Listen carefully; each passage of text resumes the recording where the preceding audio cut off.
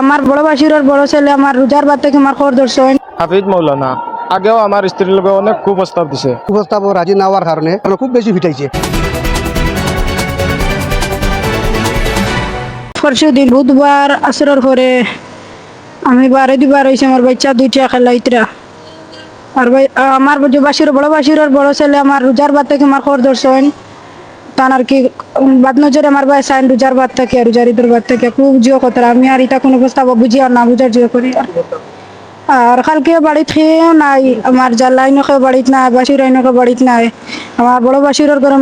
মেয়ের ঘর বাবু একটা হয়েছে সব গেছেন কি আর হে একলা বাড়িত আর আমি জানি না হে দরজা লাগাইয়া ঘর করি আমার ছোট বাচ্চাকে উঠানো খালারে ওগুড়ে উঠান থেকে আনাত গেছি আর একটা দুয়ার খুলিয়া দরজার বেন্দা দিয়ে আমারে বাড়ি ফেলাইছে। আমি বাড়ি 2-3টা খাইয়া অজ্ঞান হইয়া মাটিত পড়ার লগে আমার বাচ্চাও ঘুর থেকে উড়িয়া গেছে বাড়ির বেঠি নাই আমার দরাত লাগছে না। এখন আমি শুনিয়ার পর যে আমার এগুলো দরবায় এগুর মরা লাশ ইয়াগুর বাড়ি থেকে নিতা হতো এটা জেল কাটাইতে মরা ইয়া নিতে ওগুরে কেউ অজ্ঞাইও না বুঝছেন। আর কয়দিন থেকে আমার খবর ধরছে কালকে আমার কত ডাক ডাকিছে আমি ডাকও শুনছি না আমি বুঝি আর বাড়ি নাই আমার বদনজরে আমার সারি কেন আমি বুঝি আর কয়দিন থেকে অত তার বাপরেও আমি কইছি কত রোজার ঈদের বাদে আর যেন আমার বাসুর আর এগু নসির হে চাল করিয়া মারাই লাইছে তার বাপরে আমি বিচার দিছি নজরুল কইছি বলে বলে আপনার ঘুরে আমার পর্যন্ত করে গাঁর মুরব্বীও জানাইছি কত রোজার ঈদের বাদে মুরব্বী আমার বাইরে জানাইছেন মুরব্বীর আমার বাইরে জবাব দিছেন তোর গুন্ডা আমি তোর তোমরা করিও মুরব্বিয়ান আমার বাড়ি তোমরা মুরব্বিয়ান চলতো না তোমরা হতে তোমরা থাকো তো করে মুরব্বী আমার জানাইছেন তুমি মা যেন যাইবা তোমার করে আসি এগু দেখাই দিয়ে গেছে এগুলোকে আমরা পারতাম না এগুলো বড় বেশি বড় হয়ে গেছে গিয়া এর মধ্যে আমার জামাই আমার কোনটা বাড়াবাড়ি করতে দিছেন না কইছেন দেখো ধৈর্য ধরিয়া খাইল খেয়ে বাড়িতে আসলা না তার ইচ্ছা মতো আমার পিটাইছে আমার ছোট বাচ্চা আর এগুর পা উল্লিছে এগুর আটুত বাড়ি পড়ছে। আমি চাই দুনিয়ায় তো তা যদি নয়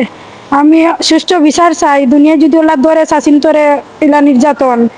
তো আর নাইলে এখানেই তা করতো একজন আলিম হইয়া গেছে বুধবারে 5টার দিকে আমার কাছে ফোন গেছে বলে তোমার বোনের অবস্থা খুব খারাপ বলে কি হয়েছে বলে আল্লাহ তার বায়ুরের ফুয়াকে খুব বেশি মারছে মার দিয়ে রসলে কিতা লাগি এ কথা না আমার কই আমার মা হচ্ছে দূর আমার লগে দৌড়েই যায় আমি আইছি আর পরে আমার বোনের যে বাড়ি মাথাইলাম বিষয় বলে কিলা কিতা হয়েছে সেটা হয়েছে যে আগটা কি তোমার বোনি লাগে আমার বাতি যায় কুপ্রস্তাব দেয় কুপ্রস্তাব রাজি না হওয়ার কারণে তার কাছে হইরাত দিছে আমার বোনের বাড়িতে হইরাত দিছে দেওয়ার কারণে পরে তার বাপরও হয়েছে বাপে কোনো বিচার করছে না হওয়ার কারণে বুধবারে বাড়িতে কেউ নাই আমার বোনের জমাইও বাড়িতে নাই বা কোনো মহিলাও বাড়িতে নাই তারা সব ঈদর তারা ছুটিতে গেছি গা সব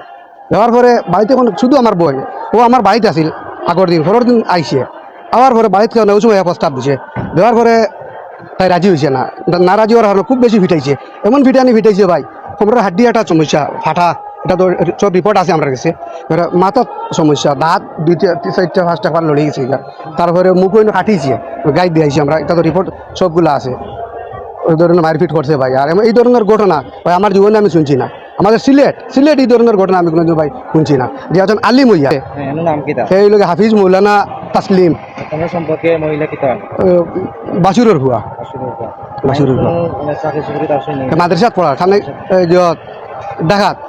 মাদ্রাসাত শিক্ষকতা করে আমার শেষ দাবি হইল ওরে যেভাবে বিচার করা কঠোর একটা শাস্তি না হয় তাহলে আমাদের সিলেট এই ধরনের কাজ আর হয় না। আমার স্ত্রী বাড়িতে আছিল একা আমি কাজও আসলাম আর আমার বড় ভাইয়ের বড় ছেলে হাফিজ মৌলানা আগেও আমার স্ত্রীর লোক অনেক কুপ্রস্তাব দিছে রাজি না হইয়া আমি বাড়িতে নাই এদিন গত বুধবারে গত পরশু আমি বাড়িতে নাই আমি কাজও আমার বাতি যায় আমার বউরে কুপ্রস্তাব দিছে রাজি না হওয়ায় বউয়ে কোনো সাইড না দেওয়ায় আমার বউরে ওলা আক্রমণ করছে যার কোনো শেষ নাই এমন মারধর করছে উঠানো পারলে ইয়া গরুর খান নর পশুর মতো আমার ওইটার অবস্থা খুব খারাপ। এখন আমি জনতা থেকে লইয়া আইছি উসমানী মেডিকেল কোমরের হাড্ডি নাই হাড্ডি এগু ভাঙ্গা ফাটা দিছে আর আরও মাথার জখম হাতর আঙ্গুল এগু ডুলছে আরও অনেক কিছু। আমার দাবি এই কুলাঙ্গারও উচিত শিক্ষা হওয়া দরকার কঠোর শাস্তি হওয়া দরকার যাতে এই জনতার মাঝে কেউ ইল্লা সাহস করে না এমন ঘটনা সিলেটের বুকের উপরে কেউ ঘটাইতে পারে না।